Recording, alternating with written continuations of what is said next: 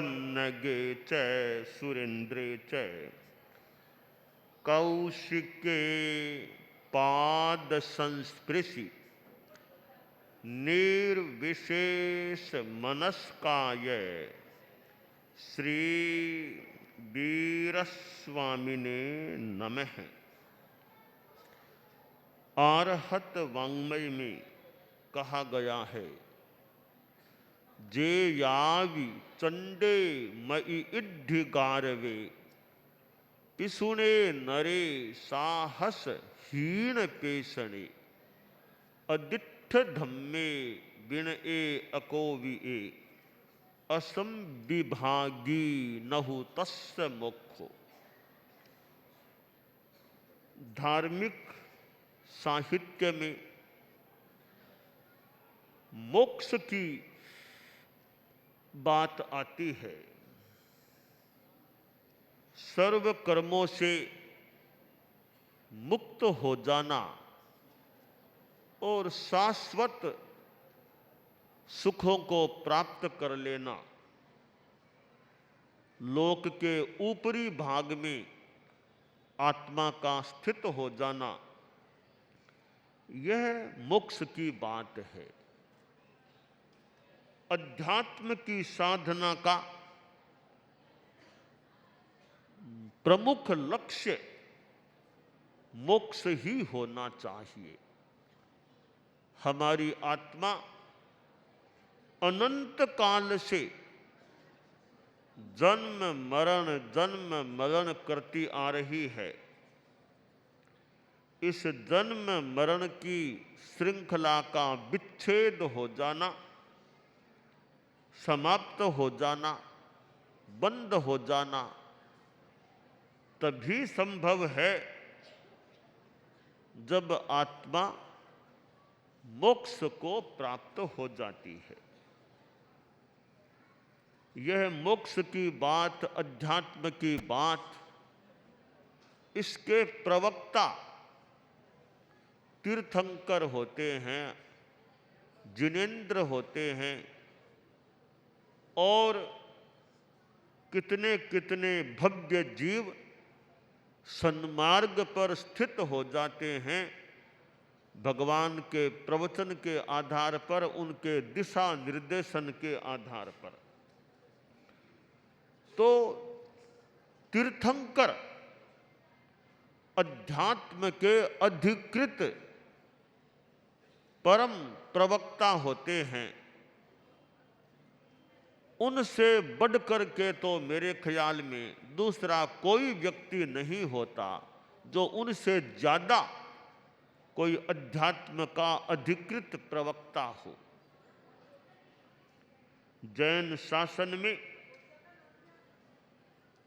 तीर्थंकर होते हैं ऐसा बताया गया है, और कम से कम 20 तीर्थंकर तो हर क्षण हमेशा विद्यमान रहते हैं। सृष्टि में 20 तीर्थंकरों से कम तीर्थंकर हो ऐसा सामान्यतया नहीं होता है। और ज्यादा से ज्यादा तीर्थंकर तो एक साथ 170 तक भी ज्यादा से ज्यादा हो तो इतने एक साथ हो सकते हैं। महाविदेह, भरतक क्षेत्र, ऐरावत क्षेत्र सबको मिलाकर के एक ही समय में 170 तीर्थंकर मैक्सिमम उत्कृष्टतः हो सकते हैं। तो हमें जो आगम वाणी प्राप्त है, क्योंकि वर्तमान में साक्षात तीर्थंकर तो यहाँ उपलब्ध नहीं हैं, आचार्य तीर्थंकर के प्रतिनिधि कहे गए हैं, परंतु सर्वज्ञ तीर्थंकर अभी यहाँ उपलब्ध नहीं है। परंतु आगम वाणी है, उसके आधार पर हम अनेक तत्वों को, अनेक बातों को जानने का प्रयास कर सकते हैं। और आगम वाणी ग्रंथों में है, पर उन ग्रंथों के वेत्ता, मननशील, चिंतनशील आचार्य आदि होते हैं, उपाध्याय होते हैं। वे अपने चिंतन, मनन, प्रतिभा, प्रज्ञा के द्वारा मानो मक्खन निकाल करके दूसरों को परोस सकते हैं। मक्खन तैयार करना प्रक्रिया से हो सकता है। तो आगमों में जो तत्व है उसको नवनीत के रूप में मननशील, प्रज्ञाशील, अधिकृत एक वेत्ता, उपाध्याय, आचार्य आदि आदि परोस सकते हैं। आगम में कहा गया है कि मोक्ष की जो बात है वो मोक्ष सबको नहीं मिल सकता। जो जेयावि चंडे, जो चंड है, प्रचंड है, बहुत गुस्सेल है, आक्रोशशील है, ऐसे आक्रोशशील, गुस्सेल, चंड आदमी को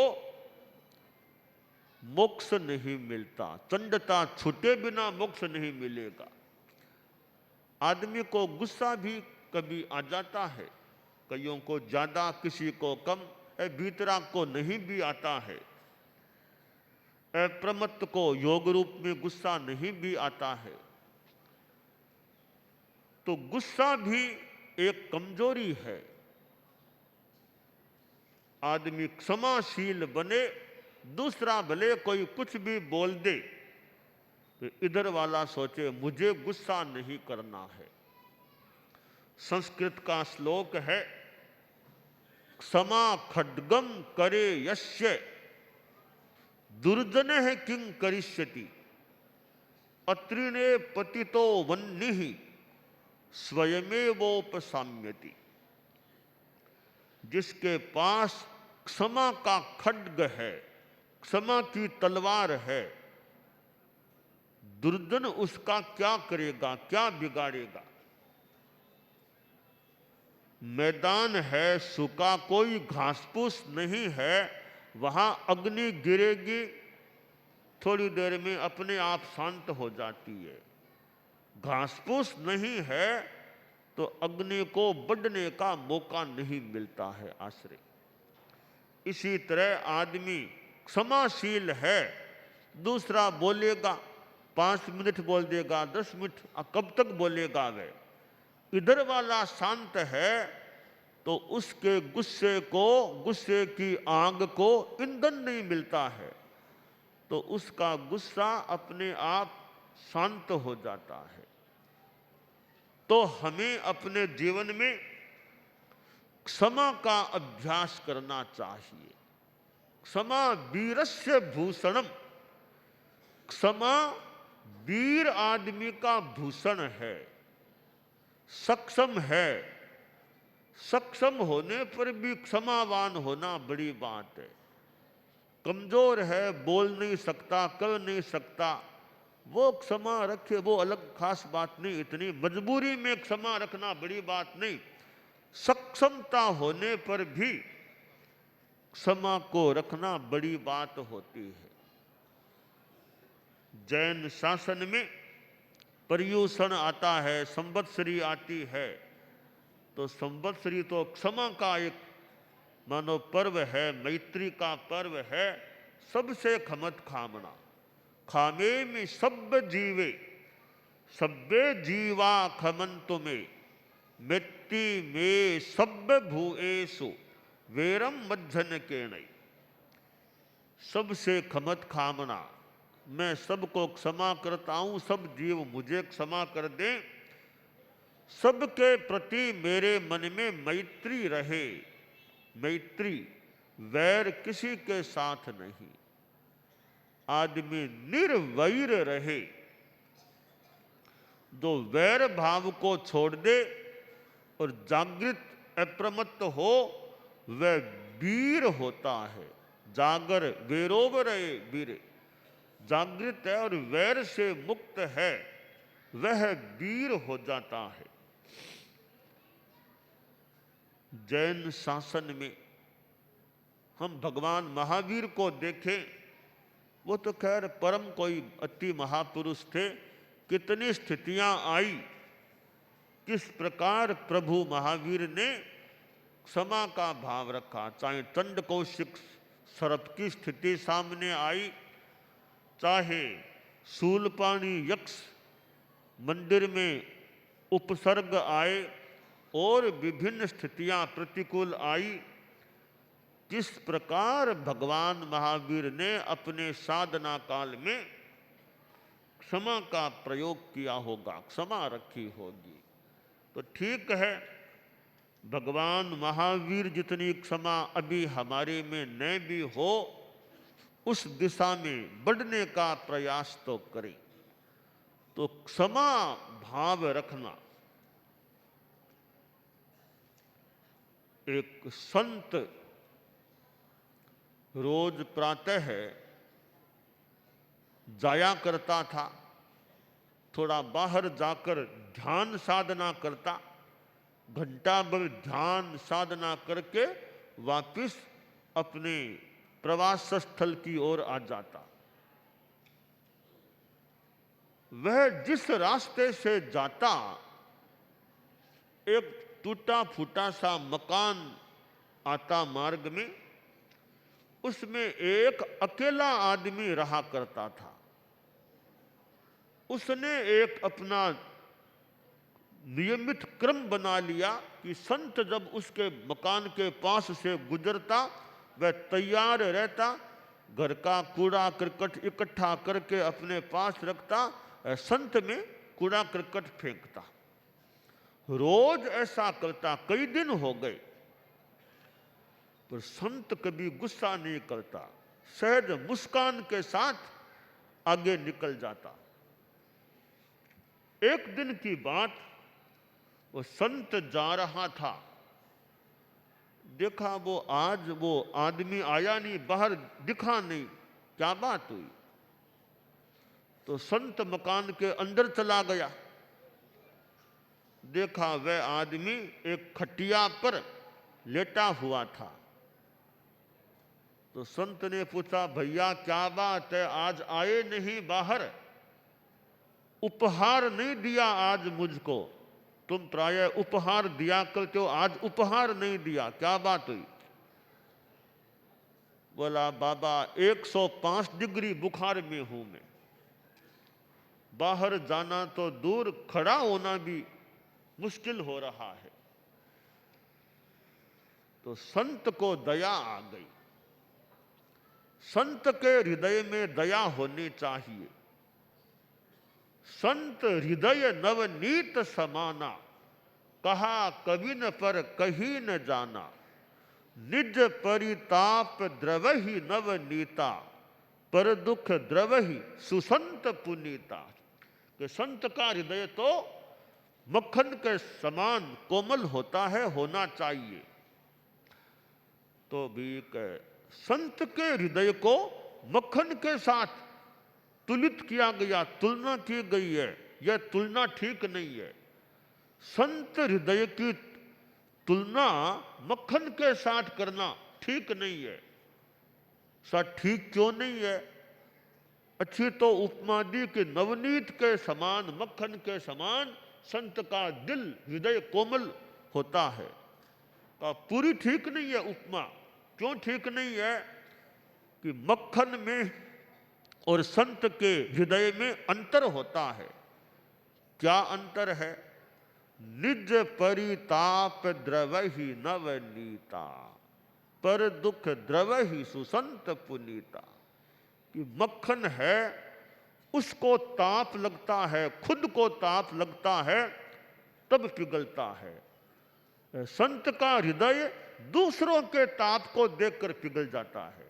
यह अंतर है। मक्खन तो खुद तप्त होने पर पिघलता है।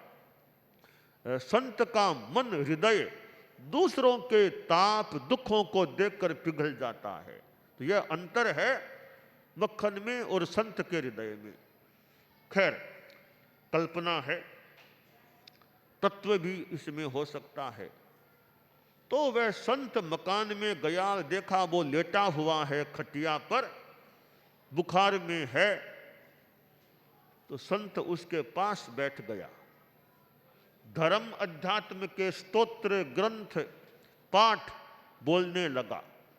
आधा पौन घंटा तक धर्म के पाठ उसके पास बोलता रहा। जैसे हमारे यहाँ भक्तामर है, उपसर्ग स्तोत्र है, मंगल पाठ आदि आदि कुछ पाठ बोला। आधा पौन घंटा हुआ, तब वह आदमी बोला, बाबा अब तो मेरे कुछ ठीक है, अब मेरे कुछ ठीक हो गई, अब मैं बैठ सकता हूं। तो बैठ गया, फिर खड़ा हो गया कि बाबा अब तो बुखार बहुत ही कम है या उतर गया है, अब मैं काफी ठीक महसूस कर रहा हूं। तो ठीक है ना, अब मैं जा रहा हूं। अब उस आदमी के मन में आया, रे यह कितना महान आदमी है, मैं तो इसमें गंदगी फेंकता था, ऐसा नीच काम करता, और यह मेरे पास आया और मेरे पास बैठा और मुझे पाठ मेरे सामने बोला, मैं काफी ठीक हो गया। तो कहां तो ये महापुरुष, कहां मैं अधम आदमी। उसका मन बदला, संत के चरणों में माथा टेक दिया कि बाबा मैं माफ करने के लायक हूं या नहीं, अगर माफ आप कर सको तो मेरे सारे अपराधों को माफ करो, आइंदा ऐसा नीच कार्य नहीं करूंगा।